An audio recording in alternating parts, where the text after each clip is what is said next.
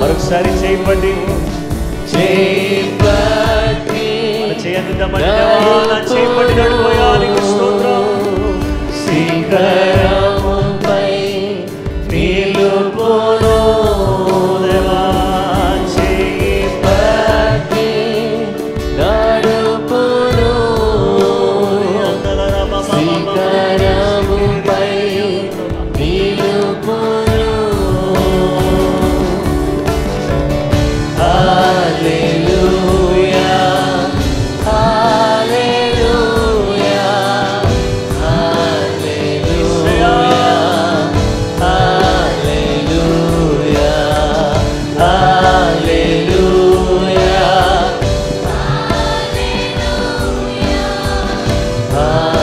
Hallelujah, hallelujah. We love you all. We worship you, Jesus.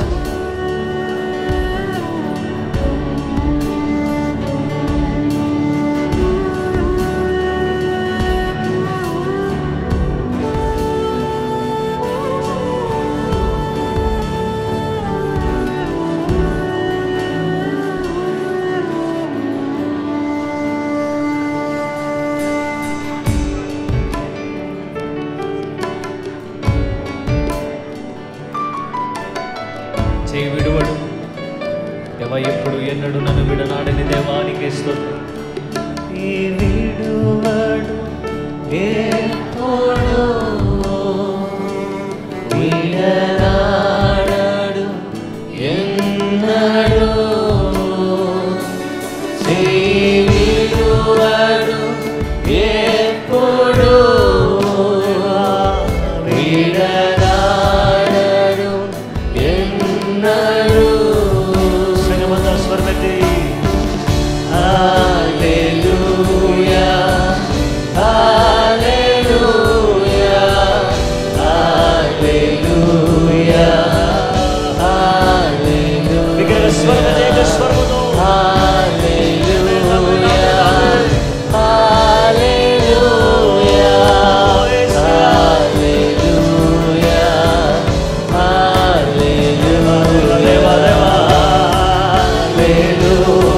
చేతులెత్తి స్వరమెత్తి హృదయపూర్వకంగా నా దేవా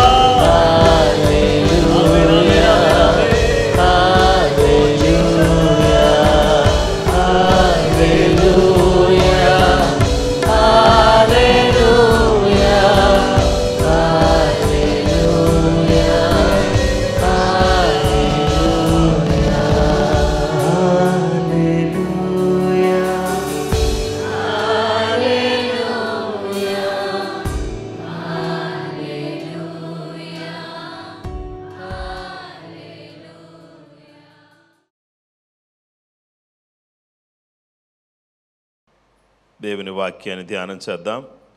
గాడ్స్ డ్వెల్లింగ్, దైవ నివాసము అనే అంశాన్ని గురించి ఈరోజు మనము ధ్యానం చేద్దాం. God's dwelling. యోవేలు గ్రంథం 3వ అధ్యాయం 18 నుంచి 21 వరకు మనం చదువుకుందాం.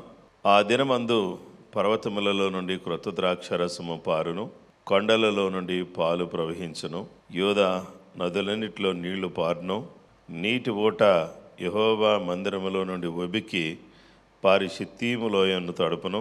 ఐగుప్తులోను ఎదోమీయులను యూదావారి మీద బలాత్కారము చేసి తమ తమ దేశములలో నిర్దోషులకు వారికి ప్రాణహాని కలుగజేసిరు కనుక ఐగుప్తు దేశము పాడుగును, ఎదోము దేశము నిర్జనమైన ఎడారిగా ఉండును. ఇలాగున నేను ఇంతకు ముందు ప్రతీకారము చేయని ప్రాణ దోషమునకై ప్రతీకారము చేయుదును. అయితే యూదా దేశములో నివాసులు నిత్యముందురు, తరతరములకు యెరూషలేము నివాసముగా ఉండును. యెహోవా సియోనులో నివాసిగా వసించును. దేవుని వాక్యములో ఐగుప్తు దేశం, ఎదోము, ఈ ప్రాంతాలు విషయంలో దేవుడు పలికిన మాటలు ఏమనగా, ఐగుప్తీయులను ఎదోమీయులను యూదా వారి మీద బలాత్కారము చేసి తమ తమ దేశములలో నిర్దోషులకు వారికి ప్రాణహాని కలుగు చేసిరు. ఈ దేశాలు ఏం చేసాయంటే, ఐగుప్తు దేశం, ఎదోము, ఈ ప్రజలు నిర్దోషులను, ఏ విధమైనటువంటి పాపం చేయని వారిని, అతిక్రమం చేయని వారిని ఏం చేశారంటే వీరు వారికి ప్రాణహాని కలుగు చేశారు. అందుకనే దేవుడు అంటున్నాడు, ఐగుప్తు దేశం పాడవుతుంది, ఎదోము దేశం నిర్జనమైన ఎడారిగా ఉంటుంది. అయితే యూదా దేశములో నివాసులు నిత్యముందురు, తరతరములకు యెరూషలేము నివాసముగా ఉండును. యెహోవా సియోనులో నివాసిగా వసించును.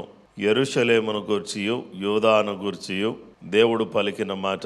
యూదా దేశములో నివాసులు నిత్యము ఉంటారు, తరతరములు యెరూషలేము నివాసముగా ఉంటుంది. అయితే యెహోవా సియోనులో నివాసిగా వసించును. దేవుని వాక్యంలో మనం చూస్తే, for I will acquit them of the guilt of the bloodshed whom I had not acquainted. For I will acquit them of the guilt of bloodshed whom I had not acquitted, for the Lord dwells in Zion. దేవుని వాక్యంలో మనం చూస్తే దేవుడు ఏమంటున్నాడంటే, సియోనులో ఆయన నివసిస్తానని చెప్తున్నాడు. హల్లెలూయా. దేవుడు యూదాలో నివసిస్తానంటున్నాడు, యెరూషలేములో నివసిస్తానంటున్నాడు, సియోనులో నివసిస్తానంటున్నాడు. దేవుని వాక్య భాగంలో మనం చూస్తే యూదా అనగా స్తుతి. దేవుడు స్తుతించే వారి మధ్యలో ఉంటానని చెప్తున్నాడు. ఇక రెండవది, దేవుడు ఎవరి మధ్యలో ఉంటానని చెప్పాడంటే, ఆయన యెరూషలేములో ఉంటానని చెప్పాడు. సమాధానం కలిగినటువంటి పట్టణములోను, స్తుతి చెల్లించే ప్రజల మధ్యలోను, సియోను అనగా దేవుని పర్వతం మీదను, యెరూషలేములోను దేవుడు వసిస్తానని చెప్పాడు. ఇక్కడ దేవుని బిడ్డలారా, మొదటి విషయం ఏంటంటే, ఈరోజు మన ధ్యానంలో పీపుల్ ఆఫ్ జాయన్, సియోను ప్రజలు, సియోను ప్రజల్లో దేవుడు నివసిస్తాను అని చెప్తున్నాడు. అయితే యూదా దేశాన్ని గురించి యోవేలు 3:21లో, అయితే యూదా దేశములో నివాసులు నిత్యముందురు, తరతరములకు యెరూషలేము నివాసముగా ఉండును. యెహోవా సియోనులో నివాసిగా వసించును.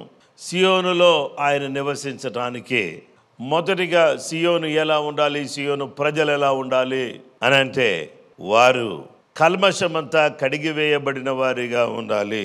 యెషయా గ్రంథం 4వ అధ్యాయం 4 నుండి 6 వరకు చూస్తే, తీర్పు తీర్చు ఆత్మ వలనను దహించు ఆత్మ వలనను ప్రభు సియోను కుమార్తెకున్న కల్మషము కడిగివేయనప్పుడు యెరూషలేమునకు కలిగిన రక్తమును దాని మధ్య నుండి తీసివేసి దాన్ని శుద్ధి చేయునప్పుడు సియోను కొండలోని ప్రతి నివాస స్థలము మీదను దాని ఉత్సవ సంఘముల మీదను పగలు మేఘ ధూమములను రాత్రి అగ్నిజ్వాల ప్రకాశమును యెహోవా కలుగుజేయును.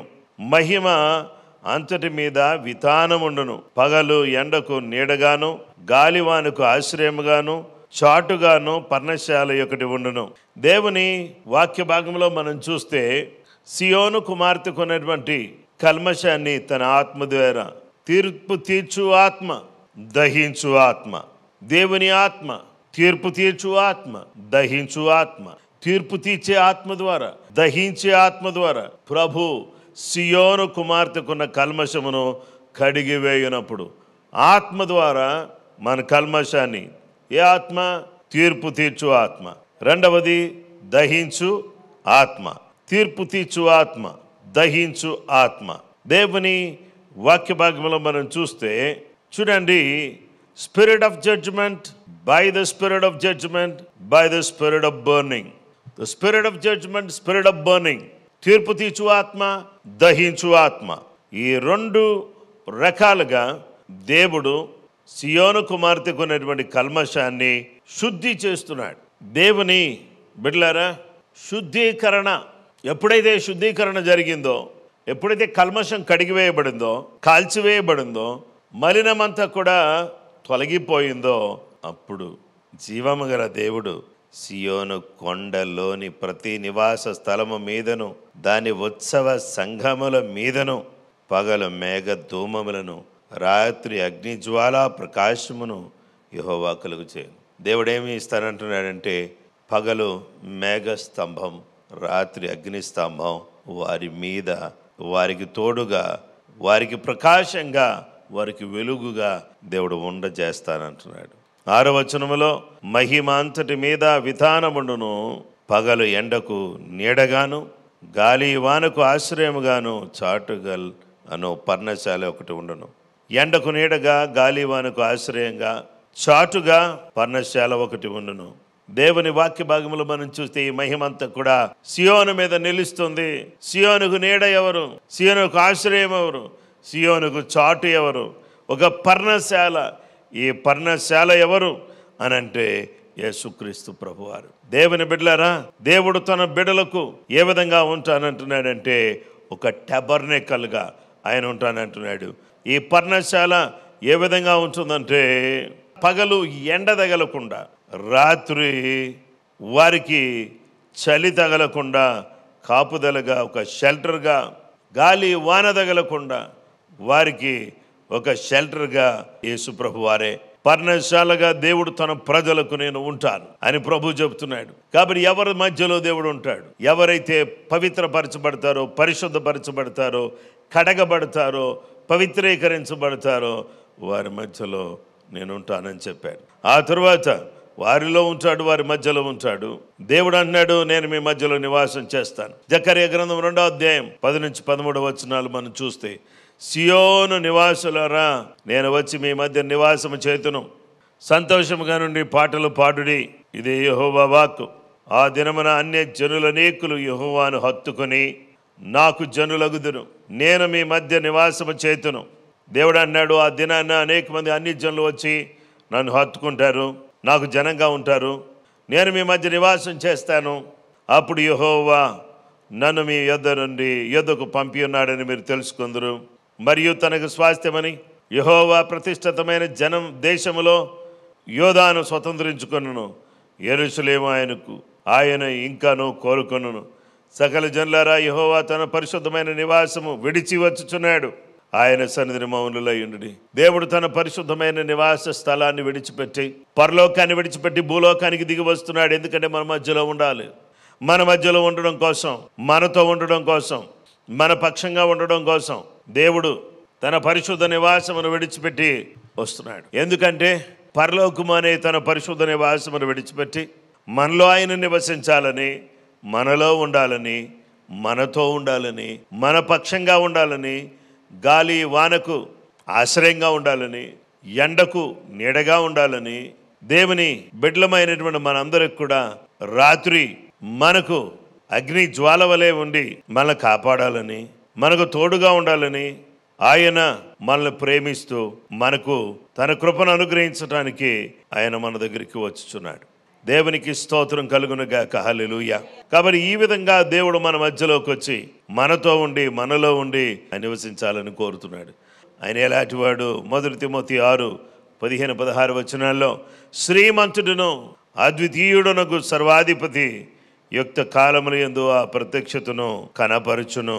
శ్రీమంతుడును అద్వితీయుడునకు సర్వాధిపతి యుక్త కాలముల యందు ఆ ప్రత్యక్షతను కనపరచును.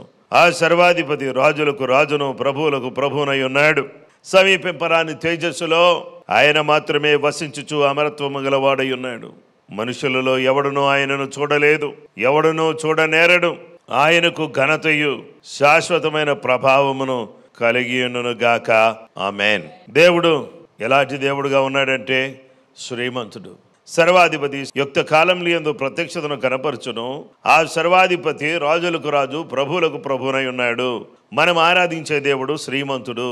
శ్రీమంతుడు అనగా ఐశ్వర్యవంతుడు, సర్వాధిపతి, సర్వాధిపత్యాలు కలిగినటువంటి వాడు. ఆ తరువాత రాజులకు రాజును ప్రభువులకు ప్రభువునై ఉన్నాడు. ఇలాంటి గొప్ప దేవుని మనం ఆరాధిస్తున్నాం. సమీపింపరాని తేజస్సులో ఆయన మాత్రమే నివసించు అమరత్వము కలిగిన వాడు. ఆయన అమరుడు. దేవుని బిడ్డలారా, ఆయన అమరుడు అనగా so we are all mortals but whereas God is immortal. దేవుని బిడ్డలారా, మనమందరం కూడా అక్షయులము, కానీ దేవుడు అక్షయుడు. మనమందరం కూడా తాత్కాలికం, కానీ ఆయన శాశ్వతం. ఆయన అమరత్వం కలిగిన వాడు, అమరుడు, యుగ యుగములు జీవించేటటువంటి గొప్ప దేవుడు. ఆయన ఎక్కడ నివసిస్తానంటున్నాడంటే ఈ అమరుడు, ఈ సమీపంపరాని తేజస్సు కలిగిన వాడు, శ్రీమంతుడు, సర్వాధిపతి, రాజులకు రాజు, ప్రభువులకు ప్రభు అనబడినటువంటి ఆయన ఎక్కడ నివసిస్తానంటున్నాడంటే ఇదిగో ఎందుకు పనికిరాని, ఏ విధమైన యోగ్యత లేని ఈ మానవునిలో ఆయన నివసించాలని కోరుతున్నాడు. ఈ మానవులో ఎందుకు నివసించాలని కోరుతున్నాడంటే మానవుడు క్షయుడు. క్షయుడిని అక్షయుడిగా చేయాలంటే, తాత్కాలికమైన వాడిని శాశ్వతమైన వాడిగా మార్చాలంటే ఈ మనిషిలోకి మహోన్నతుడైన దేవుడు వస్తే తప్ప ఈ మనిషి అమరుడు కాలేడు. అమరుడు కావాలి అని చెప్పేసానంటే అమరత్వం కలిగిన వాడు వచ్చి మనలో నివసిస్తే క్షణికత్వం, తాత్కాలికమైనటువంటి మనల్ని యుగయుగములు నిలిచేటటువంటి వారిగా ఆ జీవము గల దేవుడు మార్చివేయగలడు. గనుక ఈరోజు దేవుని వాక్యం ద్వారా దేవుడు సెలవిస్తున్నాడు. ఇంత మంచి దేవుడు, ఇంత గొప్ప దేవుడు, ఇంత ప్రభావం కలిగిన దేవుడు, సియోనులో నివసిస్తున్న దేవుడు, కల్మషాన్ని కడిగి వేసినటువంటి వారి మధ్యలో దేవుని బిడ్డలారా వారి మధ్యలో నివసిస్తాడు. వారి మీద మహిమను విధానం ఉండేటట్టుగా చేస్తాడు.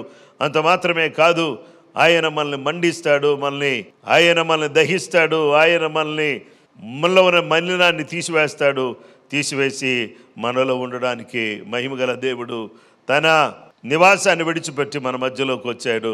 సియోను నివాసి అయిన దేవుడు, సియోను ప్రజల్లో ఉండే దేవుడు. సియోను ప్రజలనగా దేవుని బిడ్డలారా, యేసు రక్తములో కడగబడి, పరిశుద్ధ రక్తములో కడగబడినటువంటి వారిని సియోను ప్రజలు అనగా దేవుని ప్రజలు, సంఘము. ఈ సంఘములో ఆయన నివసిస్తున్నాడు, సంఘములో ఆయన కదులుతున్నాడు. 7 దీప స్తంభముల మధ్యలో సంచరించుచున్నవాడు, అద్భుతకరుడు, ఆశ్చర్యకరుడు ఆయన.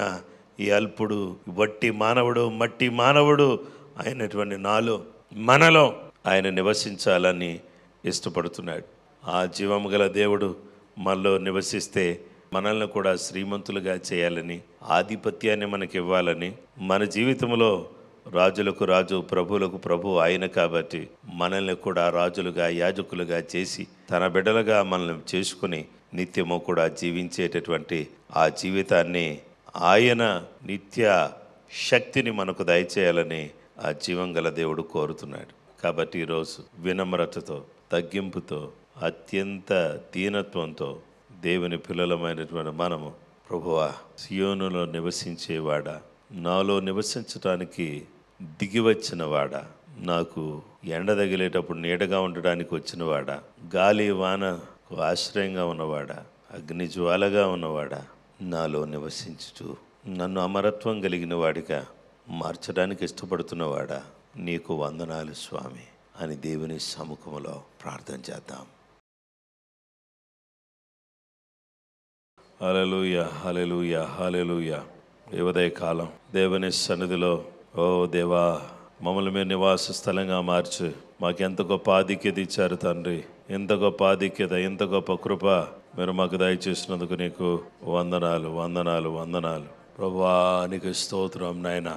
ఈ ఉదయకాలం, ఈ నూతన దినములో మిమ్మల్ని కృపతో ఆయన మిమ్మల్ని ఘనపరిచేటటువంటి వారిగా, నేను మహిమపరిచేవారిగా మమ్మల్ని మార్చినందుకు నీకు స్తోత్రం నాయన.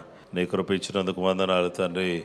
అనేక మంది జీవితంలో దేవా గొప్ప రక్షణ దయచేయండి ప్రభువా, గొప్ప రక్షణ దయచేయండి ఆయన, గొప్ప విడుదల దయచేయండి ఆయన, కృప దయచేయండి ప్రభువా, సహాయం దయచేయండి ప్రభువా, అద్భుత ఆశ్చర్య కార్యాలు జరిగించండి ప్రభువా, నూతనమైన కృప చూపించండి తండ్రి. ఆత్మల రక్షణలో తీసుకుని రావడానికి కనికరం గల దేవా సహాయం చేయండి.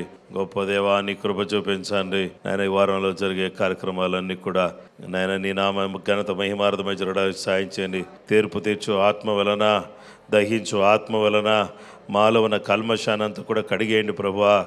నీ రక్తం ద్వారా కడగండి ప్రభువా. నీ పరిశుద్ధ రక్తాన్ని మా మీద ప్రోక్షించండి తండ్రి.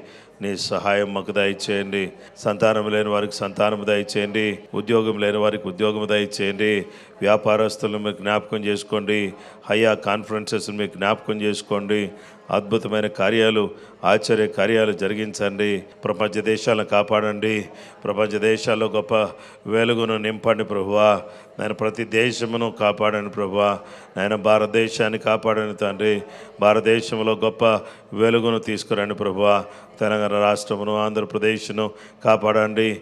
గృహాలు లేని వారికి గృహాలు దయచేయండి. వాహనాలు లేని వారికి వాహనాలు దయచేయండి. నూతన ఆత్మల రక్షణలోకి వచ్చుటకు సహాయం చేయండి. ప్రతి బలహీనతతో బాధపడుతున్న వారు ఎవరైనప్పటికి కూడా, ఏ విధమైన బలహీనత అయినా యేసు నామములో దూరం చేయండి ప్రభువా. వృద్ధులను కాపాడండి, యవనస్తులను కాపాడండి, పిల్లలను కాపాడండి, కుటుంబాలను కాపాడండి. నైనా భయంకరమైనటువంటి ఈ యొక్క దుష్ట శక్తుల ప్రభావాన్ని దూరం చేయండి ప్రభువా. ప్రతి కుటుంబాన్ని మీ రక్తంతో కప్పండి తండ్రి. నీ వెలుగుతో నింపండి ప్రభువా. నీ సహాయం దయచేయండి నాయన. ఈ విధంగా ఈ 40 days ప్రభువా ఒక బలమైన ప్రార్థన ఉద్యమం లేపబడడానికి సాయం చేయండి.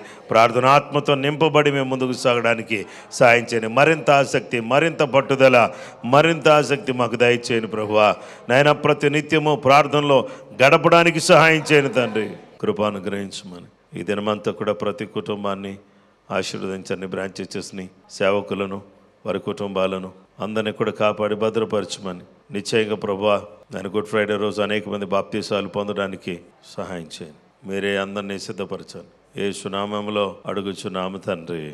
దేవుని సన్నిధిలో ఇంకా కొద్దిసేపు మీరు ప్రార్థనలో గడపాలని నేను కోరుతున్నాను. ప్రభు కృప మీ అందరికీ తోడయుండును గాక. ఆమేన్.